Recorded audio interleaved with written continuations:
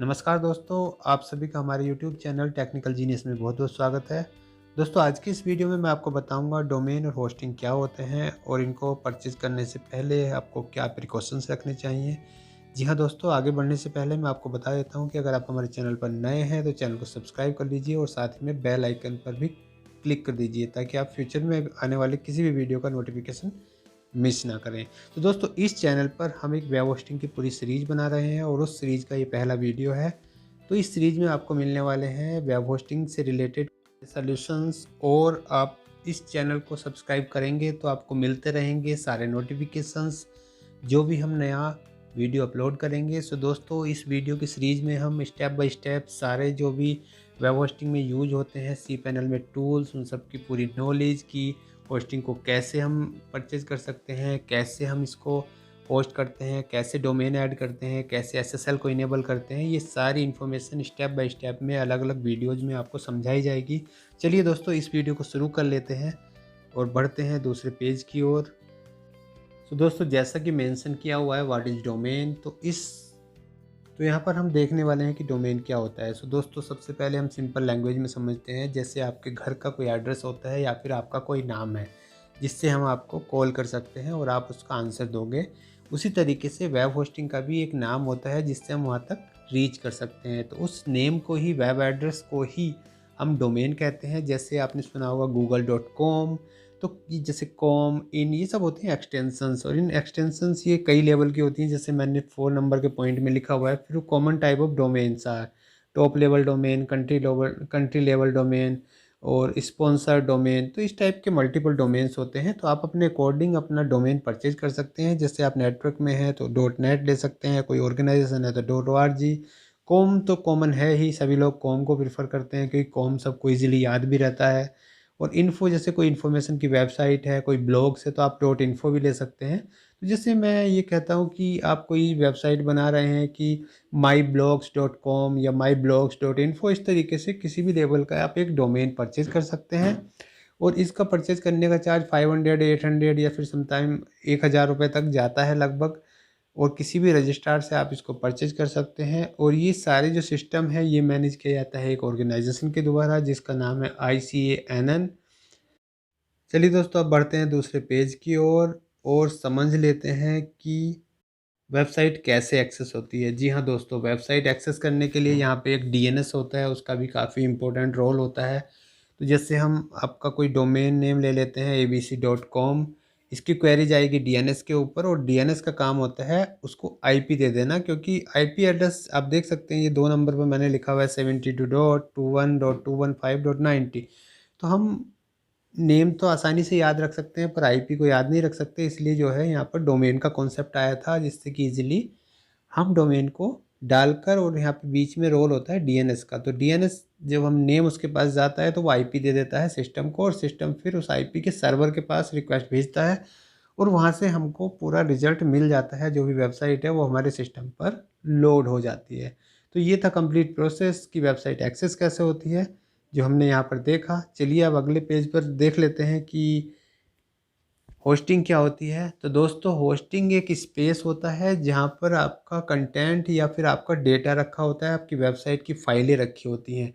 तो वैसे तो ये सब रखना घर में इतना आसान नहीं है, क्योंकि इसके लिए आपको चाहिए एक सर्वर और जो कि हमेशा 24/7 अवेलेबल होना चाहिए, और आपको चाहिए इंटरनेट। तो आप खुद ही सोच सकते हैं कि कितना कॉस्टली हो जाएगा। तो मार्केट में कुछ टाइप की कंपनीज होती हैं जो कि एक सर्वर के मल्टीपल लोगों के साथ में शेयर कर देती है, उसको हम बोलते हैं शेयर होस्टिंग। ये बहुत सस्ता होता है। तो होस्टिंग की टाइप हम यहाँ पर समझ लेते हैं। होस्टिंग जो होती है वो मल्टीपल टाइप की होती है। फ्री होस्टिंग भी होती है जो कि ज़्यादा अच्छी नहीं होती है।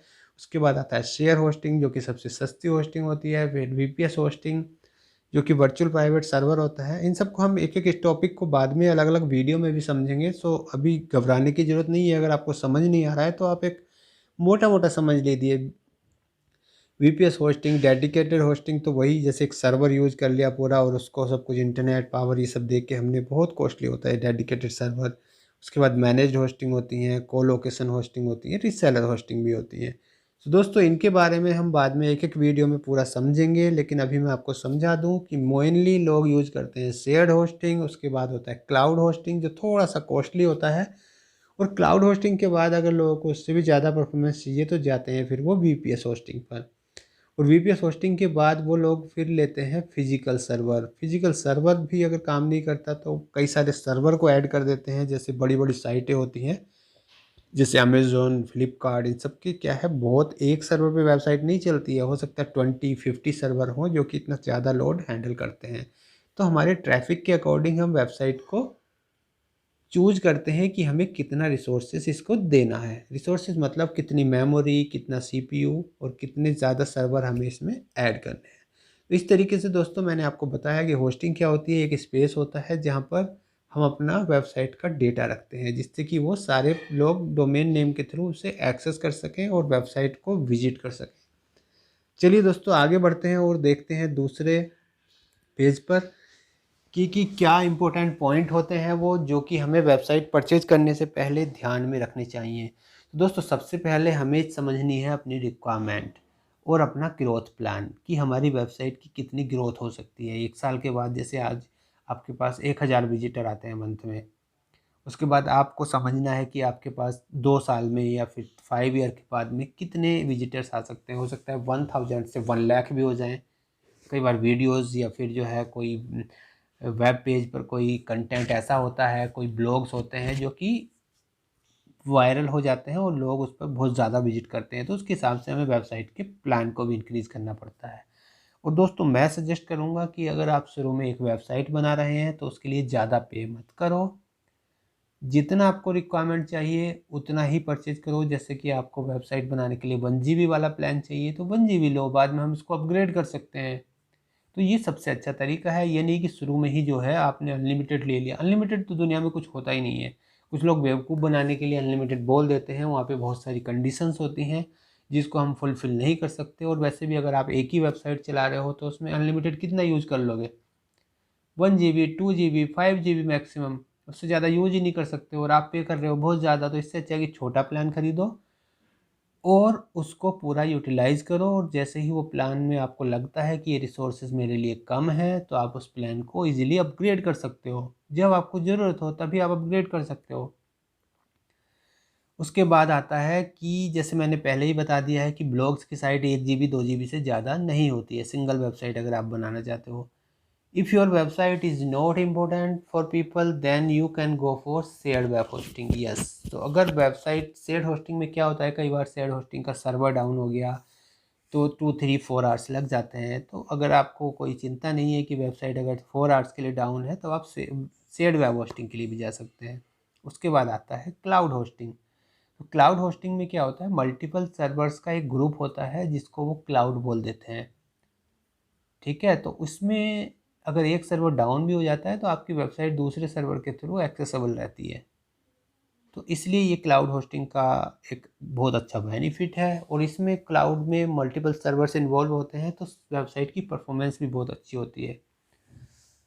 और अगर आप चाहते हैं कि मुझे एक पर्सनल सर्वर चाहिए तो आप वीपीएस के लिए जा सकते हैं, वर्चुअल प्राइवेट सर्वर। ये एक तरीके की वर्चुअल मशीन होती है, या फिर आप इसको जो है फिजिकल सर्वर भी ले सकते हो। डिपेंड करता है आपके बजट के ऊपर, लेकिन इन सर्वर में क्या होता है, आपको खुद मैनेज करना होता है। और क्लाउड होस्टिंग और शेयर्ड होस्टिंग को जहाँ से आप परचेज़ करोगे वो लोग मैनेज करते हैं, तो आपको उसमें टेंशन लेने की ज़रूरत नहीं होती। इसमें क्या है, सर्वर को आपको खुद मैनेज करना है, उसकी सिक्योरिटी आपको मैनेज करनी है, जैसे कोई उसको हैक तो नहीं कर पा रहा है, और उसमें पैचिंग कैसे करनी है, ये सब कुछ आपको खुद को मैनेज करना होगा। तो इसलिए मैं सजेस्ट करता हूँ कि आप क्लाउड होस्टिंग पर ही जाएँ, और जैसे-जैसे आपकी रिक्वायरमेंट अगर फ्यूचर में बढ़ती है तो आप उसको अपने प्लान को अपग्रेड कर सकते हैं, या फिर शेयर्ड होस्टिंग या क्लाउड होस्टिंग से आप वीपीएस होस्टिंग पर स्विच कर सकते हो, और वीपीएस होस्टिंग के बाद फिर फिजिकल सर्वर पर स्विच कर सकते हो। तो दोस्तों इस तरीके से इस वीडियो में हमने देखा कि वेब होस्टिंग क्या होती है, डोमेन क्या होता है, और हमें क्या-क्या बातों का ध्यान रखना चाहिए। दोस्तों आज की इस वीडियो में बस इतना ही। मिलता हूँ ऐसे ही एक और नई वीडियो में, तब तक के लिए take care and bye bye.